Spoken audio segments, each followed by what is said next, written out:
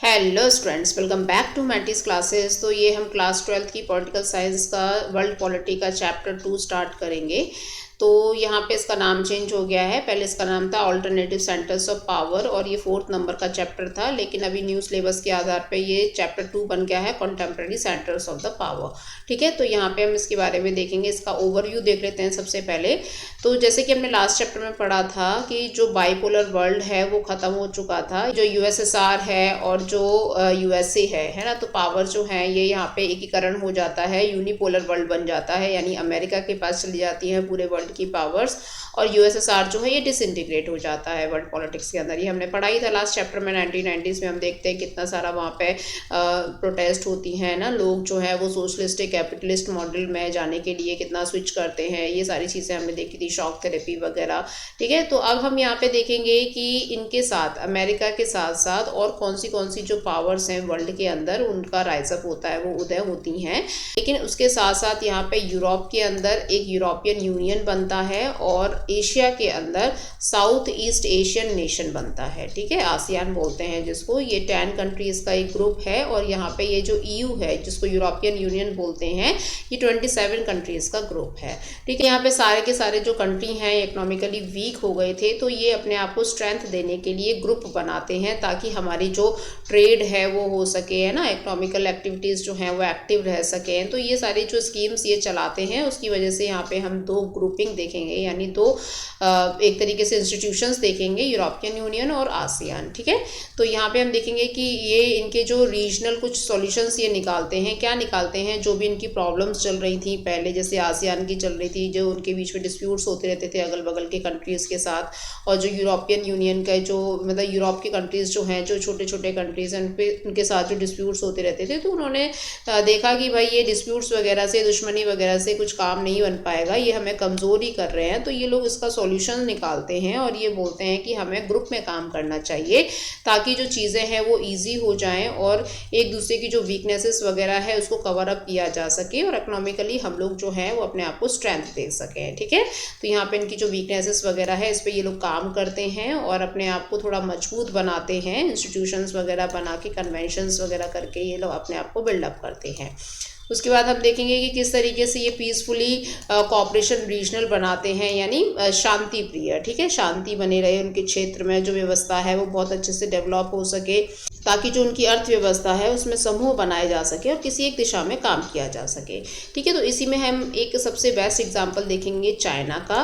तो चाइना जो है ये 1949 में आज़ाद होता है, लेकिन ये एक तरीके से ऐसी पॉलिसी अपनाता है। पहले तो ये क्लोज डोर पॉलिसी अपनाता है कि भाई हम जो भी काम करेंगे वो अपने देश के अंदर ही करेंगे, जो भी एक्सपेरिमेंट है, जो भी चीज़ें हम अपने देश को पहले डेवलप करेंगे। ठीक है, जो भी प्रोडक्शन है अपने देश के अंदर ही करना है, बाहर से कोई भी चीज़ जो है इम्पोर्ट नहीं करनी है। ठीक है, तो ये लोग क्या करते हैं, 1949 से लेकर अप्रॉक्स 1975 के आसपास जो है ये अपने देश के अंदर क्लोज डोर पॉलिसी जो है उसको अपनाते हैं और अपने देश का विकास करते हैं।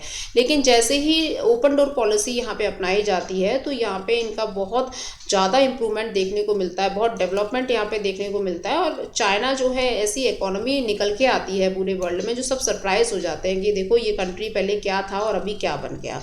तो यहाँ पे वर्ल्ड पॉलिटिक्स में जो चाइना का एक रोल है ना, जो इसका इम्पैक्ट है वो बहुत ड्रामेटिकली होता है, क्योंकि एकदम से इसकी इकोनॉमी जो है वो लोगों की नज़र में आती है। ओके, तो यहाँ पे इस चैप्टर में हम यही देखेंगे कि जो भी ऑल्टरनेटिव्स पावर है ना वो किस तरीके से अपने केंद्र बनाती हैं, है ना, अपने सेंटर्स बनाती हैं, और यहाँ पे हम ये जानने की कोशिश करेंगे कि उनका फ्यूचर में क्या रोल रहता है। ओके, तो यहाँ पे जैसे आज की डेट में ईयू है, आसियान भी है, खूब अच्छे से ये फल फूल रहे हैं, इनकी इकोनॉमी भी बहुत अच्छी है।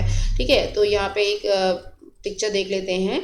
यहाँ पे दो इमेजेस दे रखी हैं। तो पहली वाली इमेज जो है ये यहाँ पे चाइना की हैं दोनों।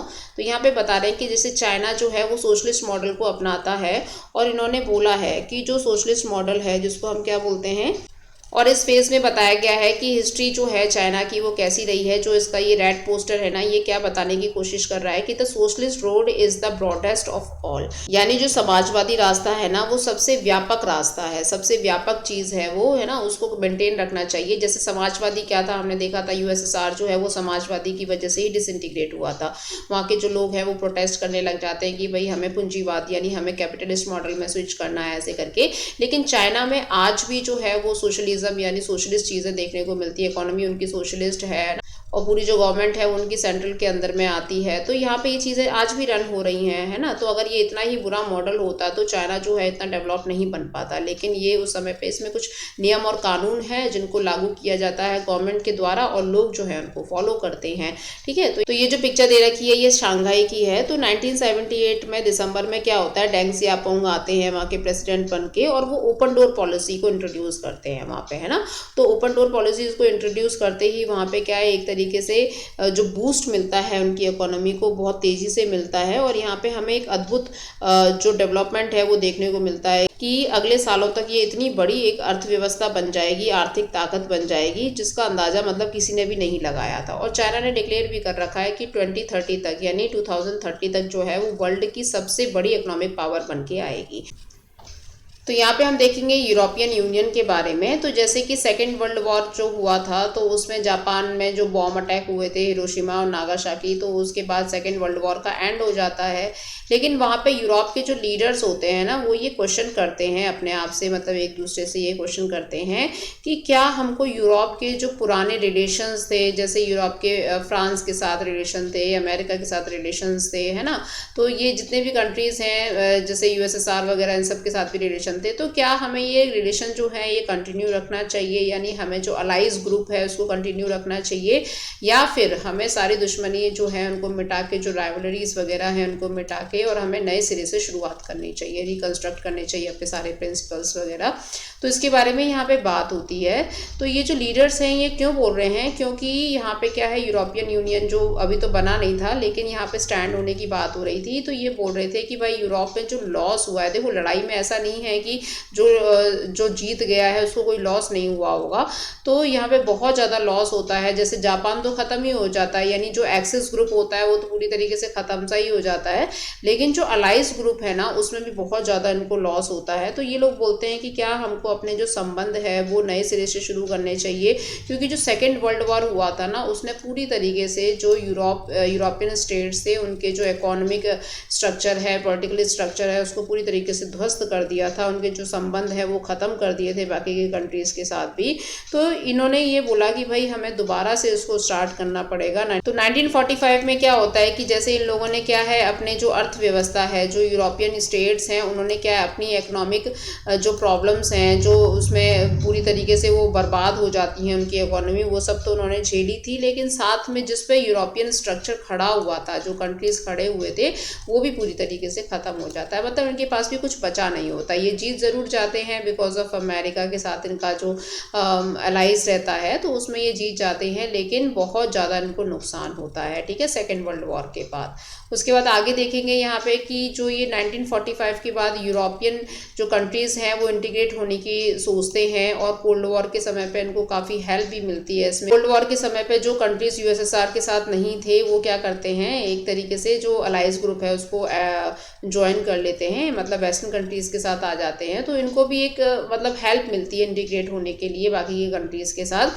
तो जो अमेरिका है वो इनकी बहुत ज़्यादा हेल्प करता है, यानी फाइनेंशियली हेल्प करता है। यूरोपियन यूनियन को बनाने का जो पूरा हाथ है ना वो अमेरिका का ही है। उसी ने वो मार्शल प्लान बनाया था कि किस तरीके से यूरोपियन यूनियन को खड़ा किया जाएगा, क्योंकि यूरोपियन कंट्रीज़ ज़्यादा बड़े तो हैं नहीं, छोटे छोटे कंट्रीज़ हैं, तो इनका जो एरिया है वो काफ़ी कम है। तो ये यहाँ पे इतना ज़्यादा ये डिस्टर्ब हो गए थे, तो इनको समझ में नहीं आ रहा था कि भाई हम किस तरीके से अपने दोबारा से स्ट्रक्चर को बनाएं। तो यहाँ पे अमेरिका इनकी बहुत हेल्प करता है, क्योंकि अमेरिका की वजह से ही जापान में ही जो अटैक हुआ था ना हिरोशिमा नागासाकी, वो अमेरिका ने ही किया था। तो यहीं पे क्या इनको भी बहुत लॉस होता है उसके माध्यम से। तो अमेरिका क्या करता है, इनको नाटो के अंदर ज्वाइन कर लेता है। जो नाटो का स्ट्रक्चर है, जितने 31 कंट्रीज उसके अंदर आते हैं, मान लीजिए वो यूरोपियन यूनियन के ही कंट्रीज हैं मोस्टली उसके अंदर, ठीक है। तो यहाँ पे क्या है, अमेरिका जो है नाटो बना के इनकी हेल्प करता है, इनको मिलिट्री हेल्प देता है, इनको फाइनेंशियली हेल्प देता है। और फिर बाद में क्या है, यहाँ पे एक ग्रुप बनाया जाता है, यूरोपियन इकोनॉमिक कोऑपरेशन बनाया जाता है, एक ऑर्गेनाइजेशन बनाई जाती है जिसको OEEC बोला जाता है 1948 में। तो ये क्या है, इकोनॉमिकल कंडीशंस को एक दूसरे के साथ साझा करेंगे, है ना, ट्रेड वगैरह करेंगे, एक दूसरे की इकोनॉमी इकोनॉमी को बूस्ट करने में, बढ़ाने में हेल्प करेंगे। तो ऐसे करके ये ऑर्गेनाइजेशन बनाई जाती है यूरोपियन स्टेट्स के लिए। ओके, उसके बाद हम यहाँ देखेंगे कि इनका जो ट्रेड है, कॉपरेशन ट्रेड स्टार्ट हो जाता है, क्योंकि इकोनॉमिक इश्यूज बहुत ज़्यादा आ गए थे, तो उसको सॉल्व करने के लिए ट्रेड ही एक ऐसा माध्यम है जो वहाँ पे शुरू किया जा सकता था। तो 1949 में क्या होता है, यहाँ पे जो एक काउंसिल गठित किया जाता है, काउंसिल बनाया जाता है। तो जितने भी कैपिटलिस्ट कंट्रीज थे जो कैपिटलिस्ट मॉडल को फॉलो करते थे, तो वो अपना क्या करते हैं, एक अलग कम्युनिटी बनाते हैं 1957 के अंदर, जिसका नाम होता है यूरोपियन इकोनॉमिक कम्युनिटी। ठीक है, तो यहाँ पे ये जो कंट्रीज़ हैं ये सारे के सारे अपनी एक कम्युनिटी बना के अपनी चीज़ों को सॉल्व करने की कोशिश करते हैं। और यहाँ पे इनका जो पॉलिटिकल डायमेंशन है वो भी एक नया क्रिएट होता है, क्योंकि अब इकोनॉमिक ट्रेड वगैरह होने लगी है ना, संबंध बनेंगे एक दूसरे के साथ, तो यहाँ पे पॉलिटिकल जो चीज़ें हैं वो भी डिप्लोमेटिक हो जाती हैं, अच्छे बन जाते हैं इनके। तो यहाँ पे क्या होता है, जो यूरोपियन यूनियन की पार्लियामेंट है वो भी बन जाती है। की वजह से क्या है, इनका जो पॉलिटिकल स्ट्रक्चर है वो काफ़ी स्ट्रॉन्ग हो जाता है। और बाद में जैसे हमने देखा था कि जो आपका सोवियत ब्लॉक है उसका डिसइंटीग्रेशन हो गया था, तो उसके बाद इनकी जो प्रोसेस है उसमें बहुत तेज़ी आती है, इनके एस्टेब्लिशमेंट में बहुत तेज़ी आती है, और 1992 में यूरोपियन यूनियन बन के तैयार हो जाता है। ठीक है, तो ये जो यूरोपियन यूनियन बना होता है, इसका फाउंडेशन क्या होता है, इसकी नींव क्या होती है, किस बेस पे ये बना होता है कि ये लोग क्या करेंगे, common foreign and security policy जो है उसको अपनाएंगे। मतलब जितने भी कंट्रीज उसके अंदर बने थे, ठीक है, तो उसमें क्या है, सारे के सारे कंट्रीज का ना मतलब एक ही फॉरेन एंड सिक्योरिटी पॉलिसी होगी, है ना, कॉपरेशन, जॉइंट जस्टिस होगा। ठीक है, और जितने भी होम अफेयर्स हैं वो एक दूसरे के साथ साझा करेंगे, और उनकी सिंगल करेंसी होगी। तो उनकी जो करेंसी है वो कौन सी है, यूरो है। ठीक है, तो आज की डेट में जो यूरोपियन यूनियन में जितने भी कंट्रीज आते हैं उनकी सेम करेंसी वो शेयर करते हैं। तो इसमें हम यहाँ देख सकते हैं कि कौन कौन से कंट्रीज जो हैं वो यूरोपियन यूनियन के अंडर में आते थे। तो जो ये आपके ब्लू वाले कंट्रीज आप देख रहे हो ना, ये वाले कंट्रीज जो हैं ये शुरू से ही जब स्ट्रक्चर बनना था तब इसके अंदर थे, लेकिन बाद में जो न्यू मेंबर्स बनते हैं, अब देखिए न्यू मेंबर्स कौन से हैं आप देख रहे हो, ये यूएसएसआर वाले कंट्रीज हैं जो डिसइंटीग्रेशन के टाइम पे अलग हो गए थे, और ये क्या है, एक तरीके से ईस्टर्न यूरोपियन कंट्रीज के ही पार्ट है। तो ये भी बाद में क्या करते हैं, ईयू को ज्वाइन कर लेते हैं। ठीक है, तो जो ब्लू वाले कंट्रीज आप देख रहे हो, आयरलैंड है, यूनाइटेड किंगडम है, आज की डेट में ये एग्जिट हो गया, ये निकल गया है यूरोपियन यूनियन में से। ठीक है, और बेल्जियम है, लग्जमबर्ग है, फ्रांस है, ये सारे के सारे जो कंट्रीज हैं ये यूरोपियन यूनियन जब बना था तब थे। ठीक है, और ये बाद में ऐड हुए हैं। ओके, तो यहाँ पे हम देखेंगे इसका फ्लैग कैसा है, यूरोपियन यूनियन का जो फ्लैग, क्योंकि इनका एक पूरा गुट होता है तो वो एक सिंबल भी देंगे इसको, है ना, फ्लैग, स्लोगन, करेंसी, इनका एंथम जो भी है वो सब पूरा क्या होगा, कॉमन होगा सारे कंट्रीज के लिए। तो ये यूरोपियन यूनियन का फ्लैग है, इसमें स्टार्स जो बने हुए हैं इस तरीके से ब्लू कलर के में, ये स्टार्स जो हैं, ये स्टार्स ये दर्शाते हैं कि कितने कंट्रीज जो हैं वो बने थे। ठीक है, तो आगे हम देखेंगे कि जैसे यूरोपियन यूनियन को बनने में एक बहुत लंबा समय लगा था, क्योंकि 1945 के बाद से इसका काम शुरू होता है, 1992 तक चलता है। तो 1992 में फाइनली ये बन के तैयार हो जाता है। तो इसको बनाया किस लिए गया था, एक्चुअली ये इकोनॉमिक यूनियन के लिए बनाया गया था, क्योंकि जो उनकी इकोनॉमी डाउन हो गई थी, जो उनको बहुत लॉस हुआ था वॉर के समय पे, तो उसको बूस्ट करने के लिए, उसको रिवाइव करने के लिए ये इसको बनाया गया था। लेकिन धीरे धीरे ये एक पॉलिटिकली स्ट्रक्चर लेता चला जाता है, मतलब बनाया तो इकोनॉमिक रिफॉर्म्स के लिए जाता है, लेकिन पॉलिटिकली ये बहुत ज़्यादा इसमें इंक्लूड हो जाता है। और यहाँ पे हम देखेंगे कि जो EU के अंदर जो कंट्रीज़ हैं वो और ज़्यादा बढ़ते चले जाते हैं। मतलब एक ये मान लीजिए कि जो सारे सारे कंट्रीज़ मिलके ना इसको एक बहुत बड़ा राष्ट्र बना देते हैं, एक कंट्री बना देते हैं, जहाँ पे क्या है, सारी चीज़ें जो हैं एक ही जगह से रेगुलेट होंगी, सब चीज़ों के लिए एक ही जैसी चीज़ें इंप्लीमेंट होंगी ना, ये सारी चीज़ें यहाँ पे शुरू हो जाती हैं।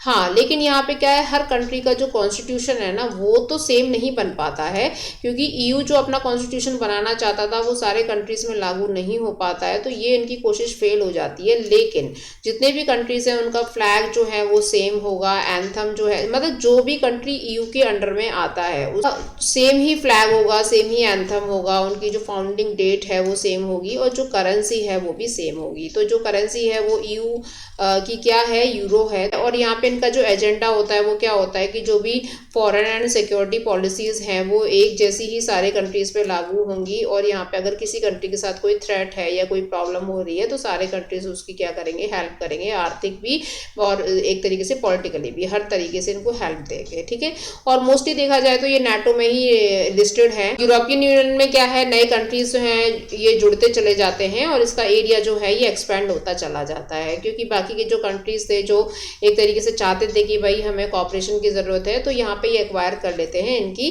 कम्युनिटी, यानी इनके साथ जो है रहना पसंद करते हैं। तो जैसे हमने यहाँ पे पहले डिस्कस कर ही लिया है कि यहाँ पे जो कुछ कंट्रीज ऐसे भी होते हैं जो ये नहीं चाहते थे कि हम ईयू के अंडर में जाएं, क्योंकि उनको जो फ्रीडम था, वो जो उनकी गवर्नमेंट जिस हिसाब से काम करती थी, तो वो सारे के सारे जो अधिकार हैं वो ईयू के पास चले जाएंगे।